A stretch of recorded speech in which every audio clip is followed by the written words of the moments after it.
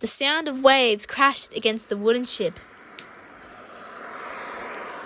Seagulls squawk and the ship's bell rings as conversation and laughter slowly rise. It's yet another regular morning on the SS Tower as it travels through the seven seas. The crew on the ship begin their regular routine and chores, scrubbing the deck, walking the plank, the sort of things that pirates do. But there was one person on the ship who didn't have any chores, no routine. Not because they were royalty, rich, or anything of the like. This person wanted to do chores and have some sort of routine, but by Captain Gothel's orders, she was forbidden to do so. Her name was Redbeard.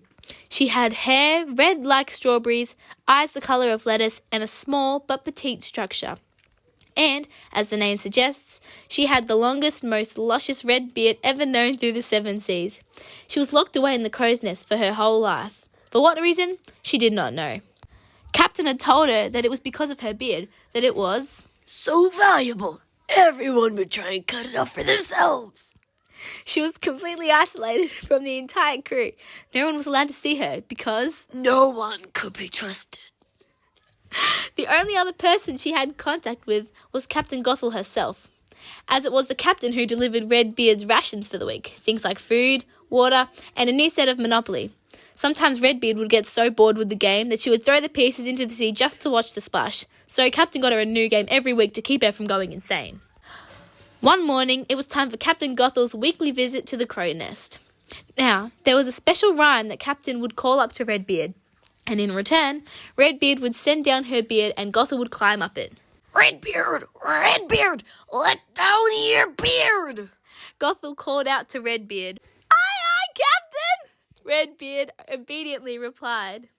Then, from up in the crow's nest, a long red braid fell down and hit the deck. Then the captain held onto it like a rope and was pulled up into the crow's nest. How are you doing on this fine day? Asked Gothel. I'm doing all right, sir. How's the crew down yonder? Redbeard was always curious to know what life was like down below, not having to be in isolation every hour of every day. They be all right, although they do cause a ruckus by wanting to chop off your beard. They be a hardly working bunch. Gothel said to Redbeard. Gothel often reminded Redbeard that everyone wanted to harm her by chopping off her beard. Although this was a lie, it was the only thing Redbeard was told as truth, so she believed the captain. Aye, Captain! Here be your rations for the week. Make it last. We anchor in a few days in Hoover Stink Bay for a while. You can stay in here, crow's nest, and keep watch. Aye, sir! Aye, sir. Gothel said in a mocking tone. You're before too formal. Take ye a pill of chill. Well, I best be off, Redbeard. I'll see ye again later, lad. Aye, Captain. I'll see ye on another day. Then Captain Gothel climbed back down Redbeard's beard to the bottom of the ship. Redbeard knew that she'd have to find something, anything, to do for the next 6 days. She had already taught herself how to braid her beard and how to turn it into a blanket. She knew the best strategy to win Monopoly every time, and she knew all the details of the Jolly Roger like the back of her hand. However, she did have one friend, a seagull named Rascal. She had first noticed Rascal when she built a nest at the top of the flag, when Redbeard was only young, and she began feeding her little bits of bread. Eventually, Rascal kept coming back and made good companion for Redbeard when she was lonely, even bringing her the occasional fish she had bought. But what Redbeard really needed was a human friend, someone she could talk to about anything, someone who would really listen, someone who she could love. Because of Captain Gothel's rumours, all Redbeard believed was that everyone wanted to harm her. Worry be me! Redbeard began to pour her heart out to the sky. My life on this here ship be saddening. With me luscious beard of auburn, what be me purpose? I have me no pals, no friends, nobody to share memories with. When will me life begin?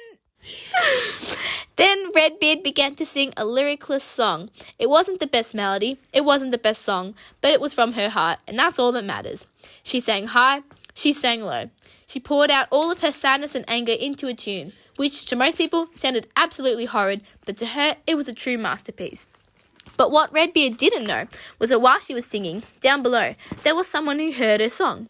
Not Captain Gothel, but someone new, and his name was Finlay Swashbuckle. He had been part of the crew since he was a young lad, quickly learning the ways of the wind and sea. He was a skinny but strong boy with dirty blonde hair and ocean blue eyes. He was very witty and cunning, learning from an early age the art of pickpocketing, but still a genuine lad nonetheless. He, like most of the other crew, knew of Redbeard but had never seen or heard her. One day, Finlay was wandering around the ship doing his regular ship duties when he heard a strange noise. He looked around to see what could be making that eerie sound, but saw nothing out of the ordinary. Then he began to walk around the back of the ship in hopes of finding what was making the noise, when he realised it was someone singing, and he heard it was coming from up the crow's nest.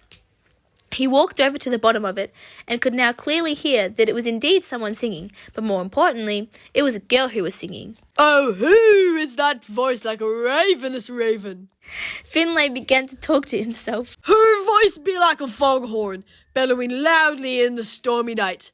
Oh, how I wish to meet this squawking vulture of a woman and glance upon ye beauty. He looks up, but is hopeless in seeing this mystery girl who sings like a bird. Then, discouraged, he walks away. But he is determined to meet this girl. Whatever it must take, he thinks to himself, I will meet the mystery girl. Days come and days go, and soon a week has passed. Every night, Finlay sits under the crow's nest to hear Redbeard sing her song. He sits there solemnly, wishing there was a way he could go up and see Redbeard. But with no ropes, no ladders, it seemed hopeless.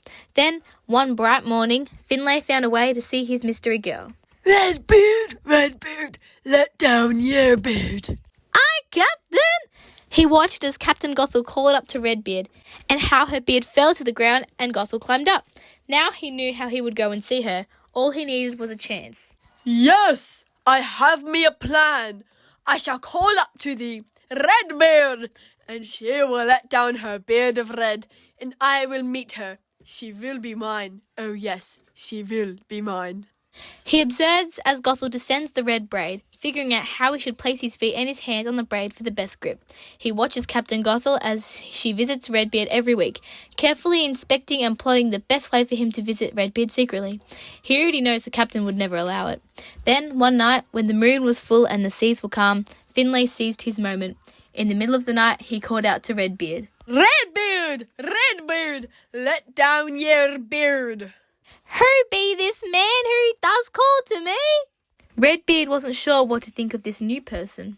My name be Swashbuckle, Finlay Swashbuckle, and I be here to meet ye. Redbeard thought for a moment. According to Captain Gothel, everyone wanted to harm her by chopping off her beard, so surely this Finlay was no different. But after she thought it through, she realised she had nothing to lose. Her long braided beard fell swiftly down to the deck, and Finlay began to climb. He carefully placed his hands in such a way so he wouldn't tug on her hair, and with great caution, he began to ascend steadily. Before too long, he was up in the crow's nest, face to face with Redbeard. They both stood there for a moment, gazing into each other's eyes for the first time. There be no way, Redbeard thought to herself, that he would ever want to cause a ruckus by chopping off me beard. For the first time in her life, she felt like she had found someone who cared about her enough to sneak out in the middle of the night and risk their life just to see her. And as for Finlay, he knew that Redbeard was definitely the right girl for him. It was quite simply love at first sight, and no lies from no captain could ever take that away from them. Hello, Redbeard. Finlay was the first to break the silence. I've been listening to ye sing every day for quite some time now, and might I say, ye have the voice of an albatross. Redbeard's cheeks were now parallel colour to that of her beard, and she was struggling to find words. Thank you, Finlay. Ye be mighty kind. Although, I must say, I didn't think no one would want to hear me song, she replied sheepishly. They began to talk about everything and anything they could think of. She told him of all her games of Monopoly, and he told her about what life was like down below. They laughed together, they listened to each other, and then Finlay had an idea.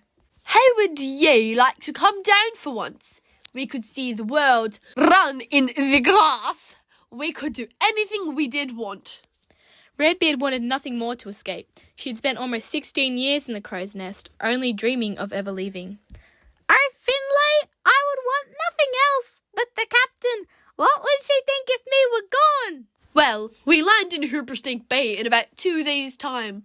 Maybe we could sneak out then, and we could run away and live in the island and make ourselves a mighty fine fortune. They began to plot just how they would achieve this maniacal and quite devious plan, right to the most minuscule details. Their plan was this. Finlay was to bring a rope up to Redbeard the night before the ship anchored, which she could use to escape. The ship would then anchor at Hooperstink Bay the next day to gather more supplies, which would take around 2 hours. While Captain Gothel was gone from the ship, Redbeard would use the rope to lower herself down, and then she and Finlay would escape together. So the next night, Finlay brought up the rope to Redbeard as promised, and their plan was put into action. The day came when the ship landed in Hooperstink Bay, and it was time for Redbeard and Finlay to make their great escape.